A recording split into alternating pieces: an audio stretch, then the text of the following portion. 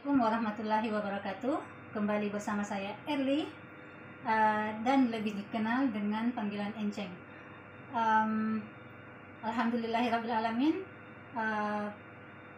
Pada kesempatan ini saya sedang berada di rumah salah satu pasien saya, dan sambil menunggu sholat isya, saya coba berbagi cerita pengalaman dalam membersamai pasien yang Allah izinkan bertemu dengan saya selama menjadi seorang paslover. Dan saya harap pengalaman saya ini bisa menginspirasi teman semua seberapa pentingnya belajar ilmu pas Al-Kasau ini.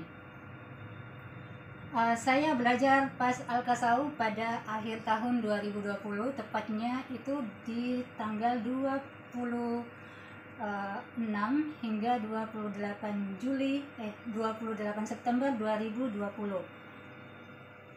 pada masa Covid. Alhamdulillahirrabbilalamin. Pada saat saya belajar ilmu tersebut, pada hari pertama saya ada tetangga yang kebetulan terlihat oleh saya sedang sakit, dan dari keluarga beliau saya mengetahui bahwa dia sudah mengupayakan beberapa obat dan juga beberapa herbal, tetapi belum memperlihatkan hasil yang signifikan. Dan pada saat itu, pada saat saya berangkat untuk belajar ilmu pas ini, saya sempat melihat, oh iya, kakinya bengkak, terus napas dia agak susah untuk bernapas dalam beberapa meter, misalnya sekitar 5 meter dia harus berhenti dulu untuk melanjutkan perjalanannya. Dan pada saat itu dia juga lumayan sulit untuk melakukan gerakan sholat karena selain dia sesak, kakinya susah untuk ditekuk karena ada pembengkakan di sana. Nah, pada esok harinya saya bersilaturahmi ke rumah beliau dan bertanya itu rasanya seperti apa. Dan dia menceritakan, ini saya agak susah bergerak, saya susah untuk bernapas. Nah, pada kesempatan itu saya mengatakan kepadanya bahwa saya mau belajar dulu, dan nanti pada saat kembali saya akan ke rumahnya. Karena kebetulan saya adalah tetangga. Kita ada tetangga. Dan pada saat saya kembali dari tempat pelatihan setelah sholat, karena pelatihannya seharian full dari jam 8 hingga jam 5 sore, saya ke rumahnya dan mencoba untuk menerapi dan mempraktekkan ilmu yang sudah saya pelajari. Kenapa cerita ini saya angkat? Karena ini merupakan pasien pertama saya. Pada saat proses terapi, sesuai yang saya dapatkan dalam kelas pelatihan, karena di dalam pas sendiri itu ada namanya SOP, dan SOP ini yang saya ikuti dari awal sejak keluar dari pelatihan, dan itu saya praktekkan kepada pasien. Nah, pasien pertama ini saya mengaplikasikan semua titik sentuh yang saya ketahui, beberapa SOP yang saya ketahui, saya mengikuti betul-betul alurnya, dan alhamdulillah dengan gerakan yang sederhana, dia seorang bapak. Pada saat itu saya dibantu dengan istrinya dan anak perempuannya, membantu melakukan gerakan-gerakan yang sederhana dari PAZ ini. Pada gerakan ketiga, ini kakinya itu kan bengkak bagian keduanya.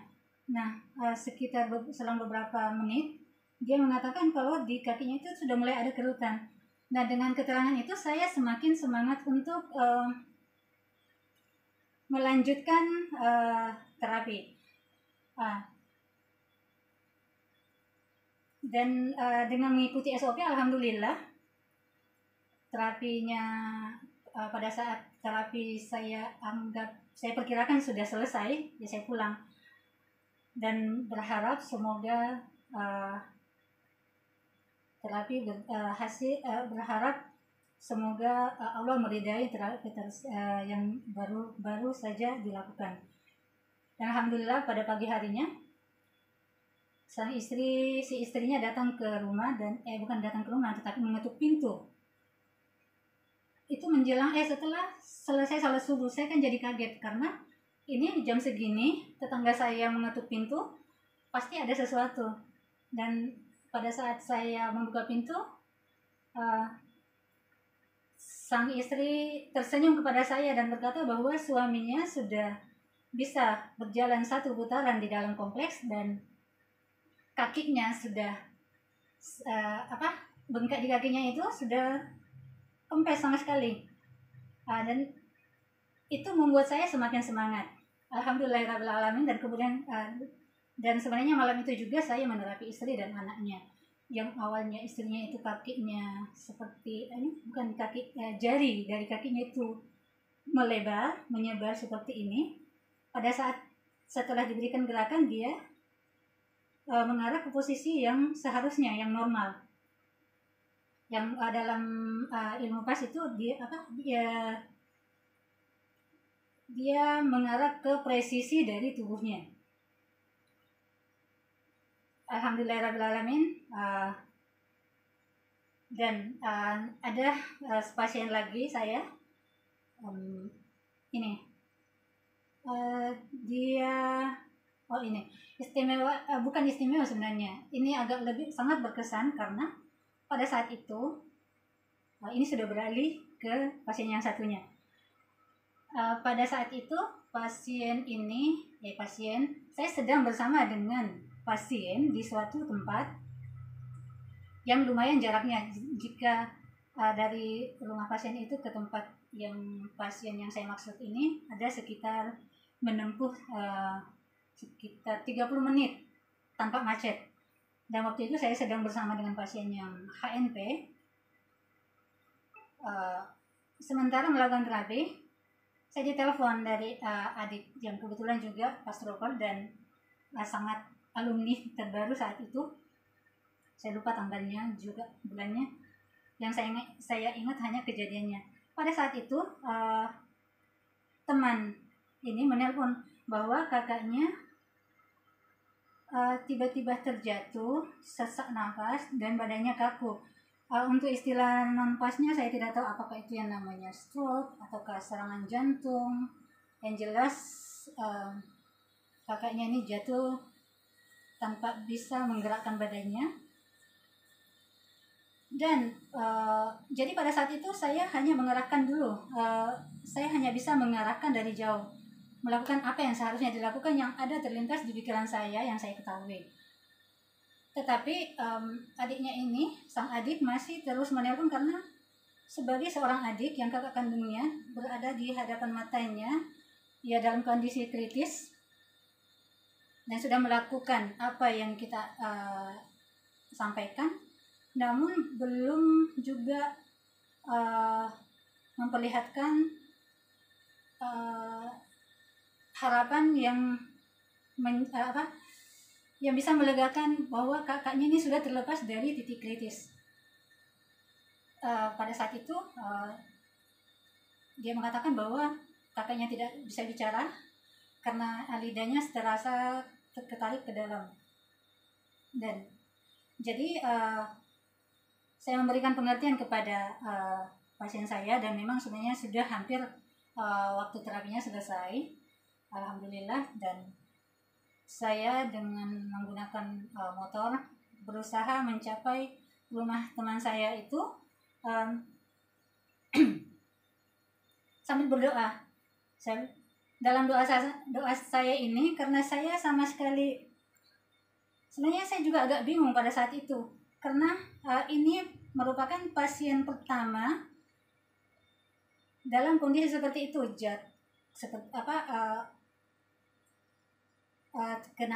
seperti serangan jantung, stroke tiba-tiba, dan lidah sudah tidak bisa berbicara karena dan badan yang kaku. Saya berdoa, dalam doa saya itu adalah, ya Allah, hantarkanlah seorang terapis ke rumah tempat tersebut yang Engkau ridha untuk sebagai jalan keluar dari ibu ini. Dan pada saat dalam perjalanan saya berusaha sampai ke sana dan sempat kesasar. Saya berdoa lagi, ya Allah, jika memang bukan hamba yang Engkau ridai, halangi saya untuk sampai ke tempat tersebut, dan hamba mohon dengan sangat agar ibu ini mendapatkan pertolongan dari hambamu yang Engkau ridai. Dan alhamdulillah saya bisa sampai ke sana. Padahal sebelumnya saya sempat berpikir bahwa mungkin bukan saya yang di Allah ridha untuk sampai ke sana. Nah, pada saat sampai di sana, saya dihadapkan pada pasien yang dalam keadaan terlentang, tangan seperti ini, terlentang lebar, kaku tidak bisa dilipat sama sekali, kaki juga demikian sama posisinya. Kaki terlentang tidak bisa dilipat. Untuk tangan, hanya tangan kanan saja yang bisa bergerak, tapi itu pun gerakannya hanya sebatas engsel pergelangan. Pada saat itu saya dalam keadaan yang masih bingung, tidak tahu harus berbuat apa karena sesuai SOP ini sama sekali tidak bisa dilakukan. Tapi dengan berdasarkan kaidah kami mencoba untuk memberikan gerakan. Yang pada gerakan pertama, alhamdulillah, pada gerakan pertama itu bukan tangan, tapi kaki sudah bisa mulai digerakkan. Bukan digerakkan, tapi agak mulai bisa ditekuk. Tapi pada saat dilepas dia lurus lagi. Habis itu tambah lagi, karena masih dari sini itu merupakan salah satu progres yang sangat penting atau yang sangat kami syukuri, dan itu merupakan informasi bahwa gerakan ini sangat sudah pas untuk pasien ini. Jadi gerakan itu kami lanjutkan satu gerakan saja dulu. Gerakan akhirnya bisa ditekuk. Pada saat bisa ditekuk, tambah lagi dengan gerakan yang sama, gerakan yang berulang. Dan alhamdulillah, dan tambah lagi dengan gerakan, dan ini sangat di luar dari ekspektasi saya sebagai seorang terapis. Sesignifikan itu progres yang Allah perlihatkan di hadapan saya. Sang ibu akhirnya kedua lututnya bisa dilipat, bahkan pinggulnya sudah bisa, bahkan bisa ini tangannya pun sudah bisa digerakkan, biarpun memang masih agak lemah di salah satu sisinya, agak lemah, dan alhamdulillah bisa duduk. Dan satu hal yang ingin saya sampaikan di sini adalah, di awal sebelum terapi saya sempat tanyakan, karena sebelumnya ibu ini sudah pernah diterapi, tapi dan saya belum pernah bertemu sebelumnya, dan saya tanyakan adalah hasil diagnosa sebelumnya, dan saya yakin apa yang disampaikan oleh sang ahli itu sudah betul dari catatan yang sebelumnya, dan saya mengambil kaidah dari gerakan pas itu, memberikan gerakan yang mungkin tidak full tetapi lumayan sangat-sangat full power untuk kondisi ibu saat itu. Dan ternyata gerakan yang saya berikan tadi itu dalam diagnosa pas ada yang kita kenal dengan tipe S ataupun C, ada tipe dan juga kendar pantel. Dan keterangan yang saya terima sebelumnya itu adalah berlawanan, tapi ya alhamdulillah bismillah, masya Allah, itu gerakan yang sebaliknya ternyata sangat progresnya sangat signifikan ke ibu ini. Sebenarnya sang ibu ini berbantukan seorang dokter, dan waktu itu sang menantu sudah meminta untuk dibawa ke rumah sakit, tapi sang ibu tidak mau, malah menelpon adiknya untuk bukan menelpon adiknya, tapi minta diantar ke rumah adiknya yang pas lupa. Alhamdulillahirobbilalamin. Dan dia duduk dalam hitungan ada kurang lebih 20 ke 30 menit. Ibu ini sudah bisa duduk, dan untuk berdiri memang masih agak berat, dan terapi kami lanjutkan pada esok harinya hingga hari ketiga. Di hari ketiga dia sudah bisa sudah sangat fit, sudah sangat fit, dan bahkan di rumah terapi dia yang mengajari, memperlihatkan cara terapinya dia kepada salah satu pasien. Sekarang saya akan beralih ke pasien satunya.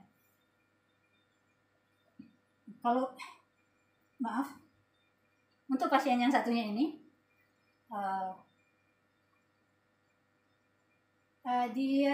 kami sedang ada dalam ruang murojaah. Di dalam ruang murojaah, teman ini mengeluhkan kepalanya sakit dan disertai dengan keringat dingin. Pada saat jadi kami menawarkan terapi kepadanya. Pada saat kami arahkan pada posisi yang seharusnya, belum juga digerakkan. Pada saat akan digerakkan, dia lunglai, baru akan digerakkan, dia jatuh lunglai. Dan pada saat saya memanggil namanya, ternyata dia pingsan. Untungnya ada salah satu teman yang langsung mengingatkan untuk memberikan gerakan, kalau dalam nampasnya adalah satu gerakan yang non-medis P3K, pertolongan pertama. Alhamdulillah tidak cukup ya, kurang lebih sekitar 10 detik dia kembali siuman. Alhamdulillahirobbilalamin. Jadi di sini saya semakin dengan adanya pengalaman, adanya yang diperlihatkan secara langsung di hadapan kami sebagai pasrubah, itu menambah rasa syukur sudah mengenal pas, karena ini sangat-sangat membantu kita dalam kondisi yang sama sekali jauh dari perkotaan, jauh dari tidak bisa dipungkiri sampai sekarang. Sedikit-sedikit itu misalnya ada keluhan atau ada sesuatu yang urgent atau yang sesuatu yang tiba-tiba, pasti pikirannya kita itu akan ke rumah sakit. Sementara ada ilmu yang seharusnya yang sangat-sangat bagus untuk dipelajari untuk menjadi bekal kita, menjadi pegangan kita dimanapun kita berada, untuk terutama menghindari panik atau pertolongan yang pertama tanpa berpikir harus apa, karena di pas ini ya tanpa operasi, tanpa alat, tanpa obat, tanpa jimat, dengan tanpa menggunakan apapun, tanpa obat apapun, kita insya Allah bisa memberikan suatu tindakan pada kondisi yang darurat sekalipun, insya Allah. Dan saya rasa cukup cerita saya. Ini agak semoga bagaimana dari yang kami sampaikan di awal tadi, harapan kami semoga ini bisa menginspirasi teman semua untuk belajar ilmu pas al-kausar ini, untuk pas itu apa dan seperti apa kedepannya, kita bisa lanjutkan di kesempatan yang lainnya. Saya rasa cukup. Alhamdulillahirobbilalamin. Assalamualaikum warahmatullahi wabarakatuh.